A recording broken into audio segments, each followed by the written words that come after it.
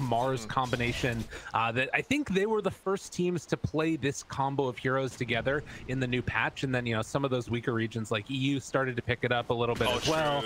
Liquid and Alliance decided this is good, we should try it also. And yeah, you can see 2-0 in NA, 2-2 in the Western EU, and then 0-1. So clearly NA better, but regardless of that, it's just something to watch for. Yeah, they haven't quite figured out how to do it yet, but it's good to see them to try. They can watch NA and learn if they want. I think this lane setup from EG is really smart though. Top lane, oh my goodness. Dying to quills. Oh my god, that was scary. Great. Dubu does have the solve, so he can solve up himself because stupid carries don't deserve anything. No, it's correct. Like, Deuce is only missing a 300 HP. I think the EG lane setup is really smart. They put the Abaddon versus Warlock, so Warlock can't use his best spell in lane, the Fatal Bonds, because Abaddon would just remove that. And this Bristleback's pick is actually pretty interesting versus Dusa to me, because I think this Dusa hero is actually really vulnerable in the safe lane. Pretty much solely because she has 275 move speed. Like, she's the slowest carry in this patch. And Bristleback, like, I think he'll take, he took Gu at level 2, and if they ever get lane control, this Dusa would just die. Dusa plan is to try and burn as much of Isosai's mana as possible, just spamming Mystic Snake whenever possible, but Isosai's playing with Mango, early Magic Stick, isn't really too concerned about that just yet. I don't think Brow's missed a CS yet. He has 8 CS.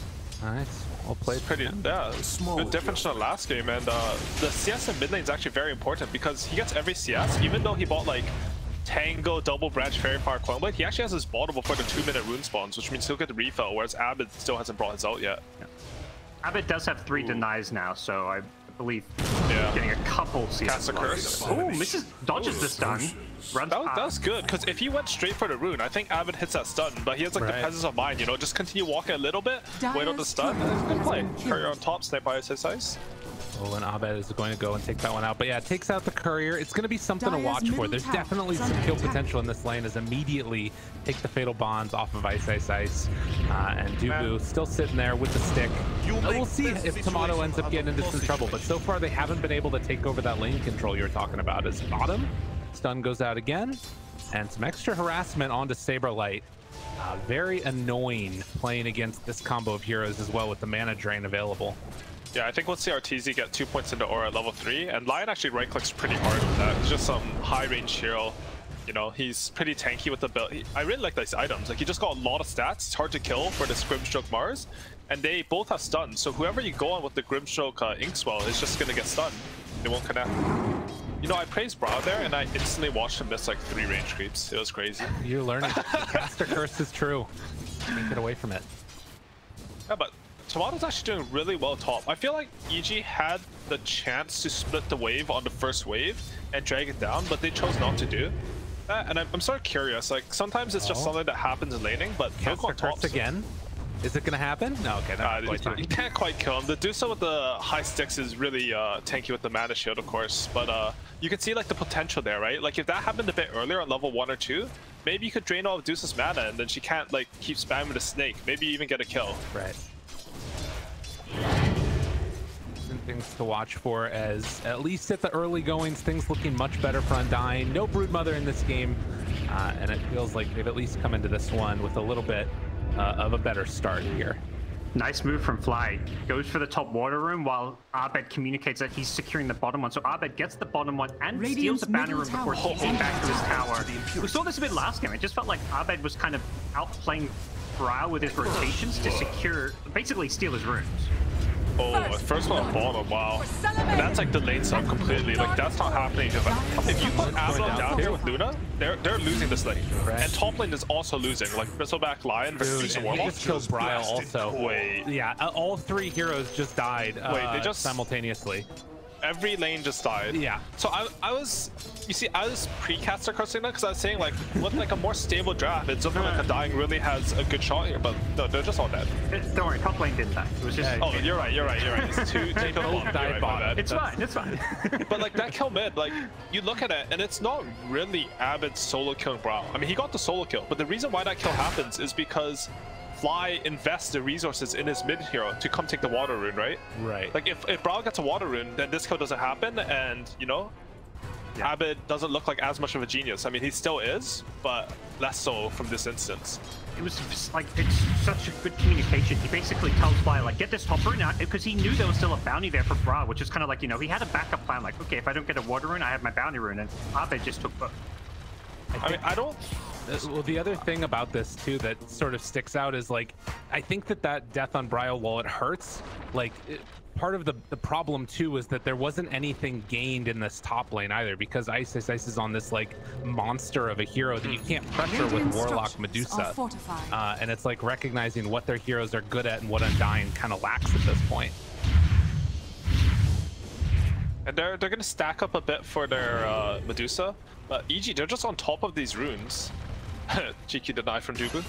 Nah. I think like, I don't think Abed is that much of a better laner than Brile, but he's looked like Brile's still ahead of CS despite more resources being invested in Abed and dying. Oh, but this rotation top for Abed, I'll finish that thought after. Maybe a chance, as he's gonna go on to Dubu. And that track 6 is so strong. Yep, and there is a good TP for Brile. And they're gonna make this work for a moment. They're on to Dubu, trying to find that kill. Doesn't quite get him in the fatal bonds, and no mana means that they can't take it off, so the rotation fails. And instead, it's Undying that get the kill. Yeah, but that was sort of bad for Undying. Like, who TP to top tower? Yeah. Oh man. Moon. I gotta say, like, the difference in the safe lane versus the off lane in this series has just been, like, EG are winning a lane I feel they shouldn't. Juggernaut AA versus the Tuskar Leshrac, and then they're just stomping this lane where I think it should go pretty even, and they're just like destroying them. So it's a huge difference in the pace of the game. Radiant's middle tower is under attack. Do you guys do the TP to top tier 1 when Brawl was trying to rotate there, I guess? Because that 5-second TP, it cost him to kill an Abed. Yeah, I'm not sure.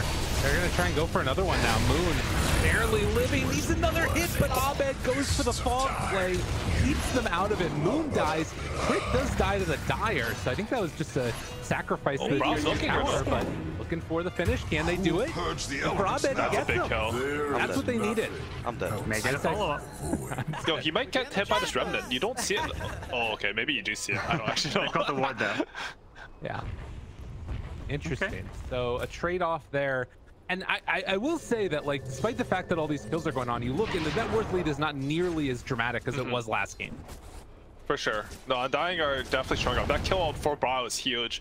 Despite like that solo kill and more resources being invested into Abed, the rune checks and everything, like Bra was still ahead on CS, and this kill on the Leshrac puts him in a position to succeed now. Bra having a great game, and you know, so is both carries. Tomato winning his top lane more or less, hasn't got the kills that Arteezy has, which is where Arteezy has kind of propelled himself forward. And the problem is now Arteezy with maxing glaives early on is going to become an absolute farming machine. If he gets ancient stack for him, Tomato needs some of his own if he wants to keep up. Arteezy has an 8-minute mass command as treads. I think like Luna probably outfarms Dusa just because she moves around the camps faster, but it's very slight. Like, Dusa's still a really fast farmer. Not to mention the nice little faded brooch that he had in there. Actually switching into the Ocean Heart for more stats for a little bit, and that's an interesting choice. I like this decision from EG. They've pretty much just gone away from their safe lane because they know that this Mars is level 6. The only comeback potential that Mars has right now is to get a kill there. I think they'll end up putting the Brittle back there later or just shoving an Abaddon down there. Dire's top tower Arteezy, instead of getting the last point in glaives, levels up the Eclipse, so he does want to have a bit of team fighting potential. He's actually making a pretty aggressive rotation to connect up top and play around his team rather than just farm his triangle like I feel like so many Luna players would right now. Dire's top tower and what that does do is that it causes all of Undying Zero to have to be bunched up in their triangle, just because they know, like, if you give Luna these stacks, it's not very good for you. It did look a bit awkward though, right? Like, Luna farmed her way from bottom, walked into enemy jungle, and now she ends up top. Like, she wasn't really farming anything during that. And I think during this time, like, Tomato's farmed a little bit more, and more importantly, like, this Mars has, even though he's died twice, he's been uncontested. Ryle goes down yet again in the mid lane, this time with a little bit of help from Crit and having that finger up and online. Have not gotten level 6 yet on Dubu. He's probably going to get it off of this wave as he gets a little bit of free time, but that's another sort of those comeback mechanics that you're talking about eventually is going to be the double fatal bonds. could be something that would be really solid here. That is a huge combo. That's actually my favorite. Radiant's bottom tower is under attack. What's it called? Grimstroke ulti combo, because I think it's so understated, like what it does in the fights. Like you think, oh, he fatal bonded us twice, and then someone nukes you with like a venge nuke, and literally your entire team dies. You're like, wait, what? Like, you know, the double chain frogs, like you can see it, but like the pain from double fatal bonds is crazy. Feels like, yeah, what basically they're going to have to make sure they dispel that instantly with Abaddon, with Lotus Orbs, whatever it may be. They're going to need some way to get out of it. They do have the hero for that, I guess. They do have this Abaddon. This picked as a counter to Warlock. It was a good pick. Radiant's but still scary for sure. Speaking of Fly, hasn't really done all that many games across all of the regions. You can see only 5 heroes in 10 games. And the only player to play fewer so far has been Yamsa. And he's just been playing on these defensive heroes oriented towards like trying to keep alive his team and occasionally be that like team fight presence you saw with the Tide. Was that Yamsa has played 2 heroes? Hey, you know, was that the stat? Radiant's bottom tower. Yeah, that's fine. I mean, I feel like I've seen it online every game, but I didn't realize he's only played 2. That's insane. Dude, a Hex comes out as they find Bryle, and they keep him alive. Big old Chrono immediately taken off, and the Purge. But able to catch, able to control, able to kill Abed. They take down the Golem, but the bigger kill is that Leshrac. And, well, Ice, not afraid of these heroes, at least for the moment. He's going to stand in front and say, deal with me. A really good turnaround from Undying there. That was a perfectly timed roll. Middle is missing. And they're gonna, they're using it also. Here, Arena tries to get this kill, but they don't get him to pull back on the other side, down to half HP. Saberlight taking a lot of damage with the Eclipse. Arteezy moves in, kills off Dubu. The 3 points in Lucid Beam, and will back off afterwards. So Fly instantly, yeah, Fly with the save, the instant Photic Shield to keep Ice alive after the spear hit. To Ice, he's not scared of anything right now. He knows all the spells from Undying are down. He just run in with impunity, and that's a free mid. Oh, can they get this kill though? They're hitting his backside. It's not easy.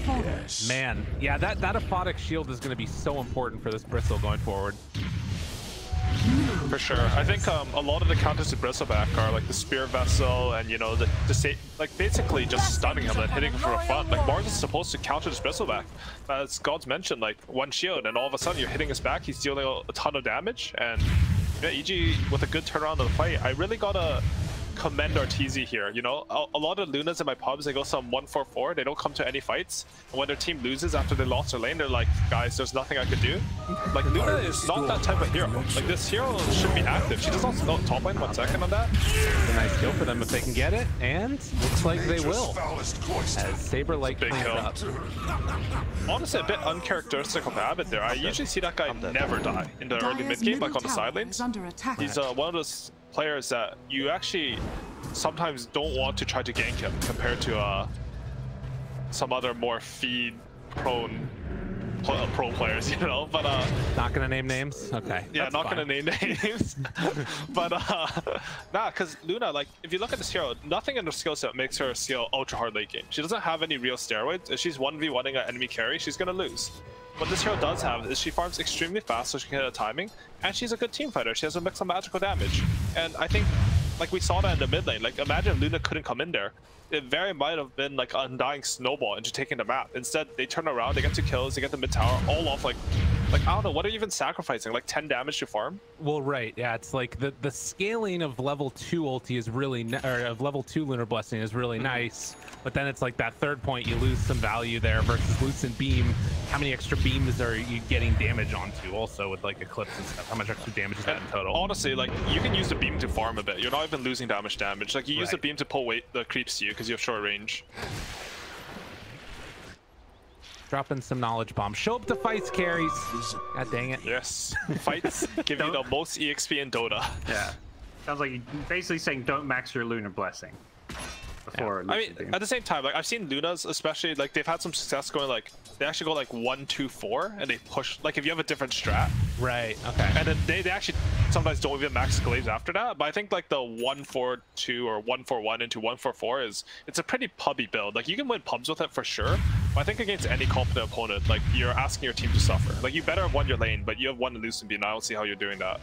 Asking my team to suffer sounds like the name of the game, but we will get on into that one in just a moment here. Potentially, if EG get caught out of position, a 5-man smoke up from Undyne won't catch anybody, but it looks like they're ready to go with this double Fatal Bonds combo if they're able to sort of force a fight on good terms. The idea behind that smoke was good. They picked up the Blink Dagger on Mars, but just because like that last fight didn't go as well, I don't think they have a confidence to walk up the hills and like pierce the EG triangle. So honestly, it's sort of a good sign to me. Like when teams use smokes like that, and then they have the presence of mind to say like, guys, you know, this was just a mistake. Let's chill. Let's not like, how to say, like double our losses. Right. It's a good mentality, right? Because like you can make mistakes in Dota. Everyone makes mistakes.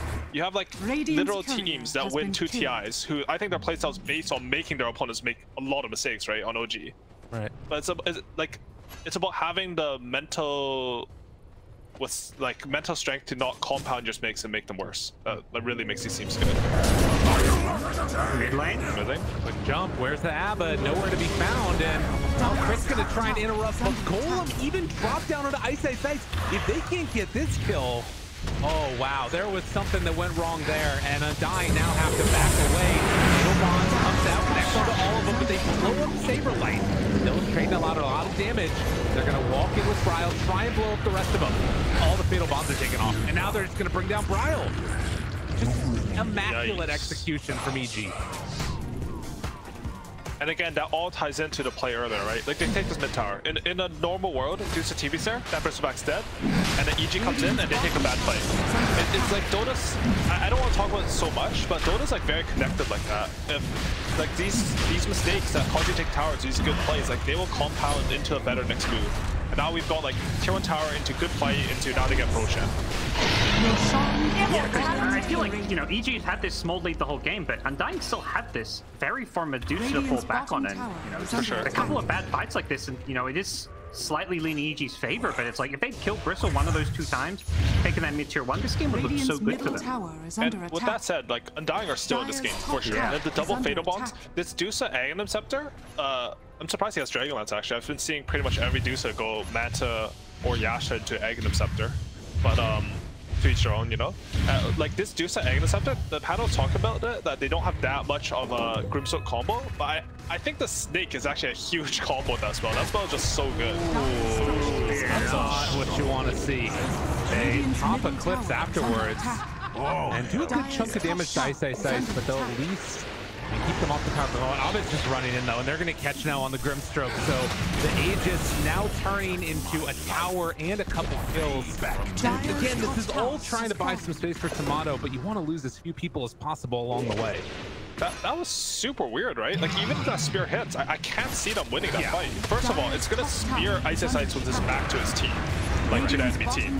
Second of all, they don't have rock, and Dusa's not even thinking about coming to this fight. You're behind, you're down spells, you cannot like really half commit resources to a fight. You should bring everyone or don't bring anyone at all. Well, second round of spears with that ulti. Maybe this was the plan all along as they jump in, try and find a kill. They take down one, it's on Crit. They lost. But where's Ice, guys? Over to the side, Dooku will fall, and yeah, I mean, he's just on the other side of the map. Saberlight's gonna go down to Abed. Dyer's Is he gonna get this kill? Gets this. He's trying really hard to bring him down. Eventual chase. Ice hurts the fight. He might actually kill him if he's not careful. And in the meantime, the rest of EG just gets out. Like, that's crazy. They lost Arax. Now they've lost control of the map. This is becoming more and more like the game has felt more even, but this has become really reminiscent of game 1. Like EG, they get more to lanes. They snowball into taking an objective. They snowball the objective into taking a fight. They get Roshan, and all of a sudden, like, what's your map? You still have this really farm Dusa, but what's her timing? She's going for a Scotty. I don't know if this will do what they need. Like, if you can't fight into this Bristleback that's dying, like, how are you playing? Bryle, oh man, just the blink in and the hex. Crit, very, very farmed, and all it takes is a moment, and you're out of position. They get the kill. I gotta say, like, sorry, go ahead, I was going to talk about Bryle's game. It is falling apart. He is still looking for a Yule Scepter at 20 minutes in. While he had a good laning stage, it just feels like Crit has ruined his game with this Hex. and finding these pickoffs numerous times. Top barracks are under attack. I think Crit has really been on point this game. I like his itemization, you know? I see a lot of Lions in my pubs, they might try to go for Aether Lens first, but he's identified that no one else starts fights but him. He needs to go for the Blink Dagger. Aether Lens is good when you can be more of a follow-up hero, get multiple rounds of spells off. I think EG in general, they've identified their jobs for the game really well. You know, Arteezy's job is not just to hit creeps, it's to come to fights, you know? Crit's job is to like provide that catch. Isai's job is apparently to dive tier 4s, literally walk through the entire base and then walk out, hit the enemy carry when he's on 100 HP. That's his job, guys. I'm sure that was all discussed before the game, right? Yeah, no, for sure. Well, I want to see you in the enemy fountain this game, which I think we will see if this game goes long enough. You know, you turn your back in that fountain, you kill a lot of heroes. Listen. Tomato comes on over, trying to catch this creep wave. Ice is right on top of him.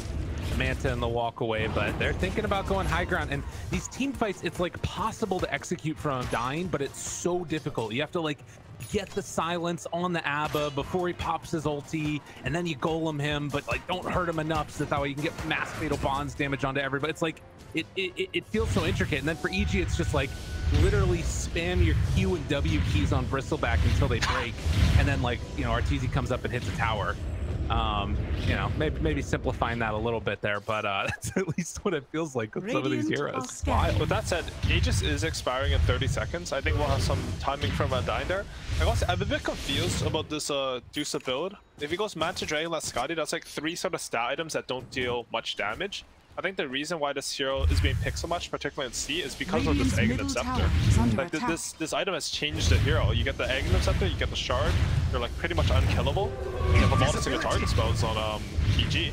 Every time I've tuned in to watch SEA and China, SEA particularly, the Lacoste, Lizard, Black, they're all saying they're just ranting about how Dusa is OP, and every single game this Dusa is going second item max. It's a crazy item. The thing about this item is not only does it provide you every stat that Dusa needs, you know, it makes you pretty much as tanky as Scotty per cost, like, you know, a bit worse, but it's a high damage item. Like you deal you'll probably get it when you're like level 2 LT, so you deal 45% bonus physical damage, which that's a lot of damage, even just for farming. Like when you cast on Ancients, you notice the difference. Like Scotty, it's good in theory, right? Like Luna has some life steal, you know, it's obviously good for Bristleback, Leshrac, you know, it helps against Abaddon heals, but I don't think it does as much as his Eg.Abed Scepter. And more importantly, when you're behind, you can't itemize defensively. If you itemize defensively when you're behind, you will never have enough damage. How damage works in Dota is it's a multiplier. You have to like keep committing to damage if you want to kill heroes. Ice is the one that is going to be difficult for them to kill, that's for sure. He just stands in front of his team. They're going to come on in and take back over this outpost. So still showing a little bit of respect on Evil Geniuses for Undyne's team fight. And they've got a lot if they're able to work it all together. And like, there's some other cool things that they've got, you know, with Saberlight being able to intercept Luna Glaives, with the arena and things like that. This could be a good timing here and a good angle. As Saberlight walks up, they get the lift up. Maybe needs to look for the back line. Full vision for all these teams. Spear goes out, connects onto the Bristol. Can they kill him off in time? Ulti up from Tomato, keeping him in place. Abba can't get here on fly, and they drop the golem afterwards. Potential here for Fatal Bond. Is it going to be enough though? It's actually looking like it. They're running down one. Dubu's already dead. They didn't kill Ice. Tomato's out of mana. They lose both of those heroes, and they only get the Lion in turn. Looks so good for a bit there. The double fatal bonds, the damage pumping out. Their spellcasting on Bristleback was actually extremely good there. They how did it start? They stunned him, then they speared him, and then they Dusa ultied him. Like it was just really good spellcasting, but it's just not quite enough, you know? You need a little bit more oomph when you're behind. Yeah, and I also feel like, you know, we've seen how the last few fights go when they start an Ice. It's been proven they just don't quite have enough damage at this point to kill Ice. And every fight he's coming with a new item. And I think going Ice has just proven to be a huge trap for them. EG, they have the good ideas, you know, like this Leshrac he built agrees. They understand that, you know, the enemy is itemizing a bit defensively. We're ahead. Let's put our gold advantage to just being tanky. Right. If we're tanky and the enemy can't kill us, we will out-sustain them. We have Bristleback, we have Leshrac, we have Abaddon, we have this Lunar, we even have like Lion with multiple rounds of spells. What does Undyne have other than trying to burst targets on this Warlock Golem double Fatal Bond? Like, they cannot take sustained fights. feeling like they can't take quick fights either, the way that this is it's been rough. And you know, now you've got Arteezy almost in a Satanic as well. On top of this butterfly, you know, one thing that I was thinking about eventually that they could get to would be the Moon Aghanims, but he's still what 2,800 gold away from finishing that one off as well. That would be a fight changer for sure to take over that Luna illusion. The other thing is, I just remember that Satanic also purchases Fatal Bonds 1 second here. It's a big fight. I mean, they're gonna get the Lion. There's a small fight. Oh wait, maybe more.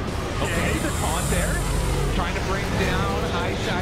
The Fatal Bonds again purged off of most of these heroes, but honestly, they're still living through it. Stun comes out afterwards on the Saberlight, misses the spear, wants to kill Fly. Can they get him?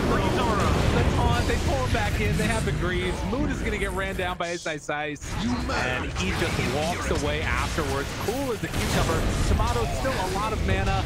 Wants to get the regen afterwards, but Arteezy pops the Eclipse. It's just him and Tomato underneath the deadly Moon. He's had enough. He's super pissed. They're gonna let him live. Oh, the shield broke. They were gonna let him live. Oh my god. That's them waving the white flag. Dude, this green, you mentioned it already, AI, but that fight, there was like 2 cameras affected. The aura gives you so much armor, plus the health regen. It kept Fly alive, then it kept Ice alive.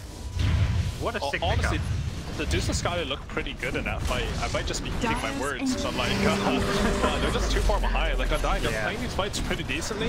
The items are like looking better than I expect, but you're just behind. What can you do?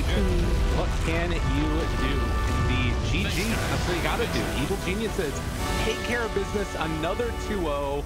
I mean, you know, this is one of the top dogs in the region for a reason, and you were wondering, was it Undying's time to usurp them? And it looks like the answer is no. EG's still looking good. Yeah.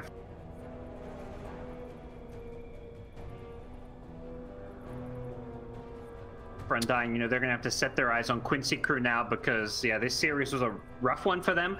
I think historically what we saw last season was 2 games against EG where